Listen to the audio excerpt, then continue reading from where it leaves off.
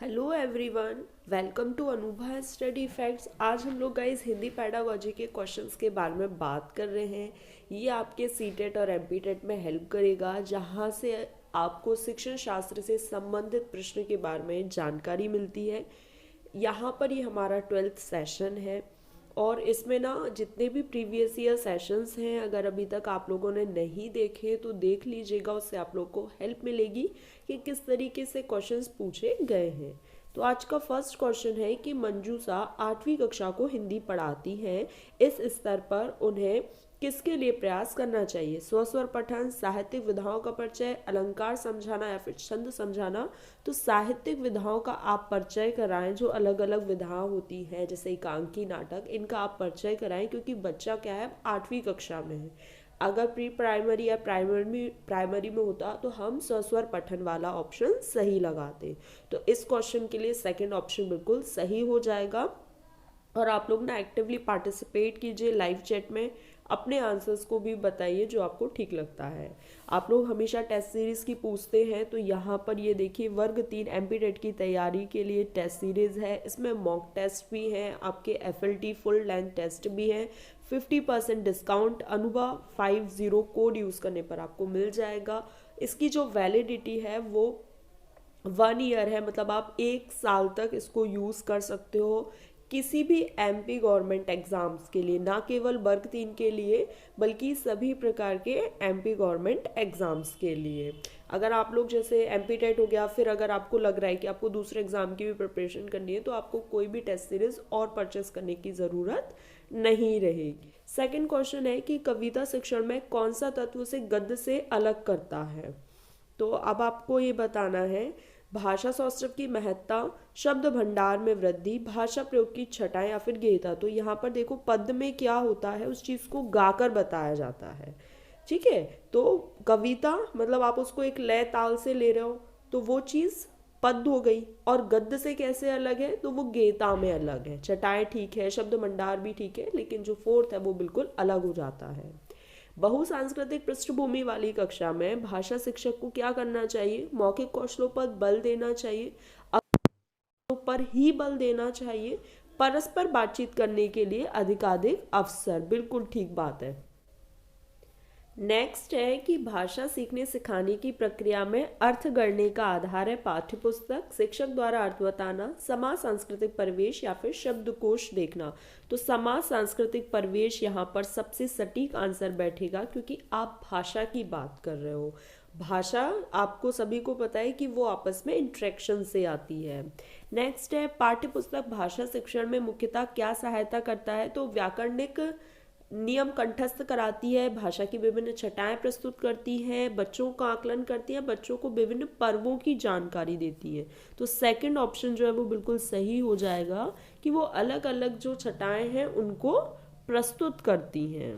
भाषा आकलन में कौन सा तत्व सर्वाधिक महत्वपूर्ण है?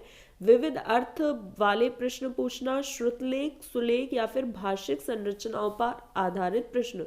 तो भाषिक संरचनाओं पर जितने ज्यादा आधारित प्रश्न होंगे वो भाषा आकलन में उतना ही इंपॉर्टेंट रोल प्ले करते हैं। तो फोर्थ ऑप्शन बिल्कुल सही हो जाएगा।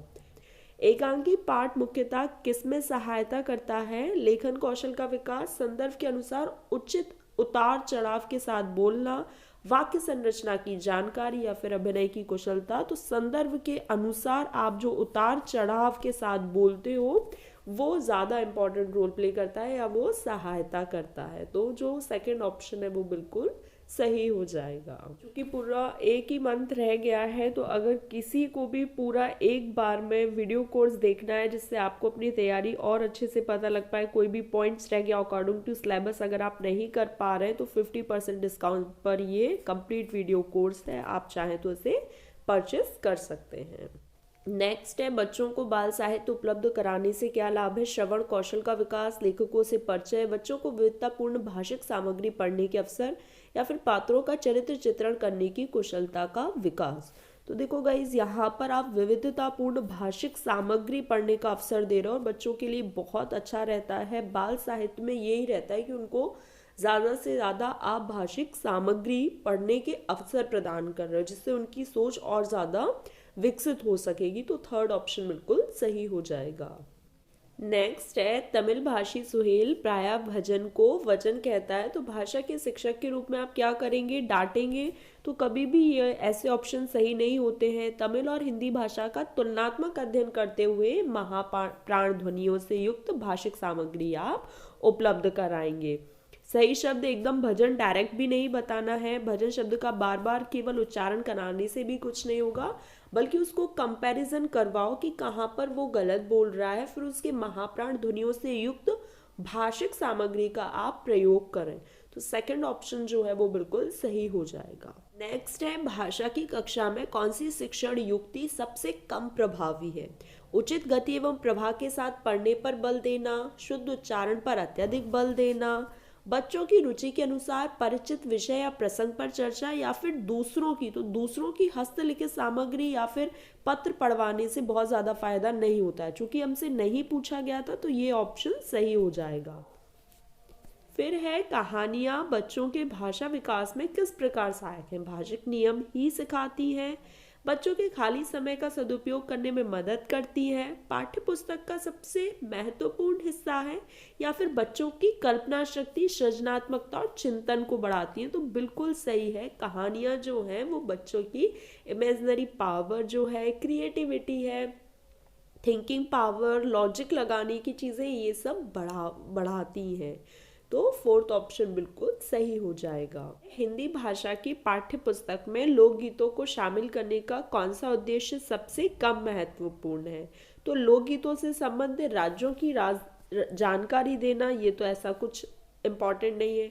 हाँ, रस की अनुभूति बहुत अच्छी बात है। भारत की सांस्कृतिक विशेषताओं से परिचय, ये भी अच्छी बात है। भाषिक विशेषताओं से परिचित होने का अवसर मिले, ये भी अच्छी बात है। लेकिन फर्स्ट ऑप्शन इतना एज सच इम्पॉर्टेंट नहीं है, चूंकि हमसे कम इम्पॉर्टेंट पूछा गया था, इस वजह से फर्स्ट ऑप्शन बिल्कुल सही हो जाएगा। फिर है, प्राथमिक स्तर पर आप कहानियों कविताओं में किस पक्ष को सबसे ज़्यादा महत्वपूर्ण मानते हैं। प्रत्यक्ष उपदेशात्मकता, कहानियों कविताओं या व्याकरणिक नियमों की जानकारी, घटनाओं शहरों पदों में दोहराव, या फिर प्रतिष्ठित लेखकों की कहानी कविताएं बच्चों को पढ़ाई जानी चाहिए। तो देखो, केवल प्रतिष्ठित लेखकों की कहानी कविताओं से कुछ नहीं होगा, व्याकरणिक नियमों से कुछ नहीं होगा, प्रत्येक उपदेश दे दो ऐसा सच नहीं है। घटनाएं शहरों पदों में दोहराव, आप उन चीज़ों को जो घटनाएं घटित हो रही हैं वो चीज़ें आप बता सकते हैं। हालांकि चारों ऑप्शन बहुत ज़्यादा इफेक्टिव नहीं है, लेकिन फिर भी थर्ड ऑप्शन ठीक है। निम्नलिखित में से किस उद्देश्य के लिए प्राथमिक स्तर पर भाषा नहीं सीखी जा सकती। तो जीवन की विभिन्न स्थितियों का सामना करने, ठीक बात है।